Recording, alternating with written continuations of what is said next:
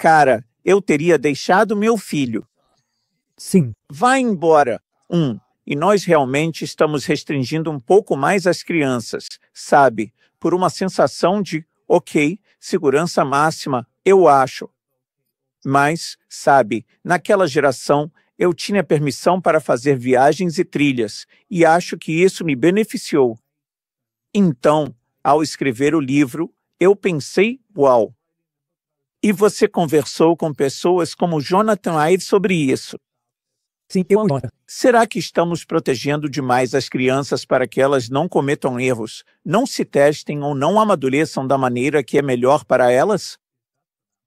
Você acha que a escola está falhando com as crianças? Se você tem 30 pessoas em uma turma, é bem difícil. Você vai ter algumas crianças que estão atrasadas e outras que estão adiantadas. Mesmo o melhor professor tem um grande desafio com isso.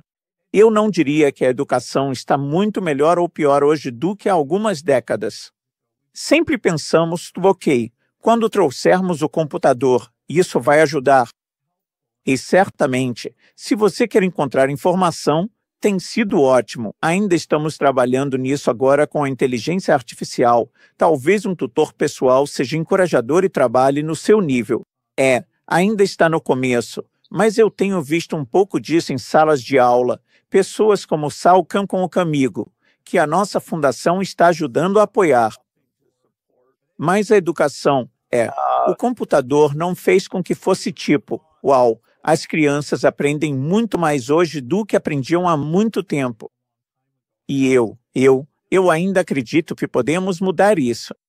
Mas isso significa que se você estiver em uma dessas turmas grandes, você pode se sentir perdido e, sabe, estamos perdendo um grande potencial humano.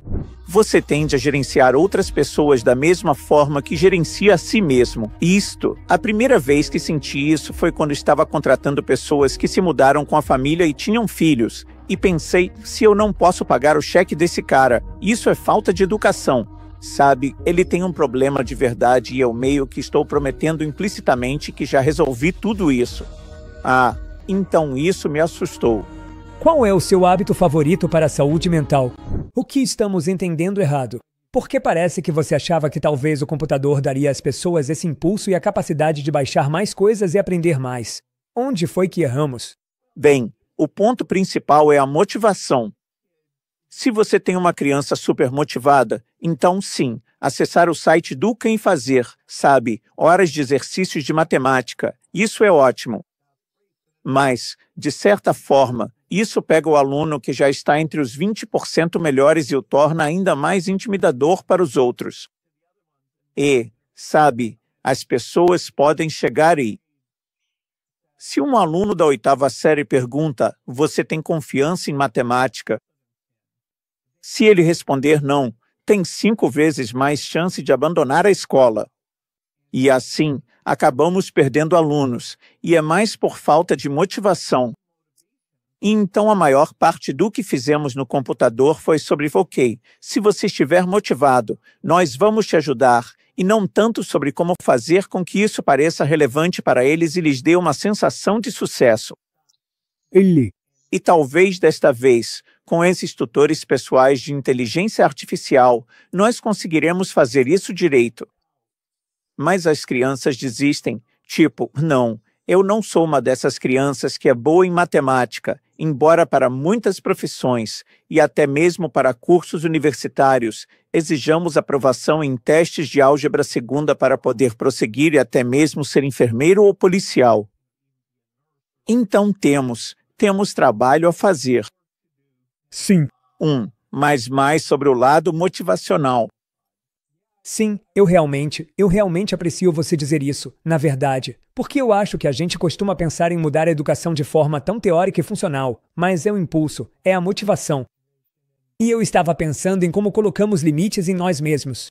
Quando terminei a 6ª série, lembro que antes de ir para o ensino médio, minha matéria favorita era matemática na 6ª série e a que eu menos gostava era arte. Então, quando terminei o ensino médio, minha matéria favorita era arte e minha matéria menos favorita era matemática. E foi simplesmente fascinante para mim como isso mudou completamente em um período de 7 anos. E, À medida que fui crescendo na minha vida, descobri que arte, design, filosofia e economia são áreas em que eu naturalmente me conecto mais. Mas muito disso, até a sexta série, eram os limites ou as coisas que esperavam de mim, em vez do que realmente me motivava e impulsionava. E eu estava pensando em algo que você disse no livro. Você disse que se estivesse crescendo hoje, teria sido diagnosticado como estando no espectro do autismo. E eu fiquei me perguntando como isso teria te afetado. Como você acha que isso teria te afetado? Sim, isso me fascina porque, para algumas pessoas, receber um rótulo é algo pejorativo e, sabe, quase parece vergonhoso. Embora a gente saiba que estar no espectro te dá, sabe, quase que alguns superpoderes de concentração e, se você encontrar o lugar certo, isso pode ser útil. Para outras pessoas, elas ficam felizes quando recebem esse diagnóstico porque aí elas dizem, é por isso que, sabe, minhas habilidades sociais demoraram para se desenvolver e, olha, aqui estão algumas estratégias que pessoas como eu usaram. Eu não estou sozinho nisso, sabe? Eu me encaixo nisso e, na verdade, isso é algo razoavelmente comum. Não existe, algum remédio, sabe? Que provavelmente também teria sido um diagnóstico meu. Eles realmente têm focal em Adderall, uma variedade de coisas que dão para as crianças para isso. E eu ainda fico pensando sobre isso. Eu não escolhi, como adulto, buscar um diagnóstico ou usar esses remédios. Acho que, com o tempo, você aprende a, sabe, se adaptar. Eu ainda meio que balanço.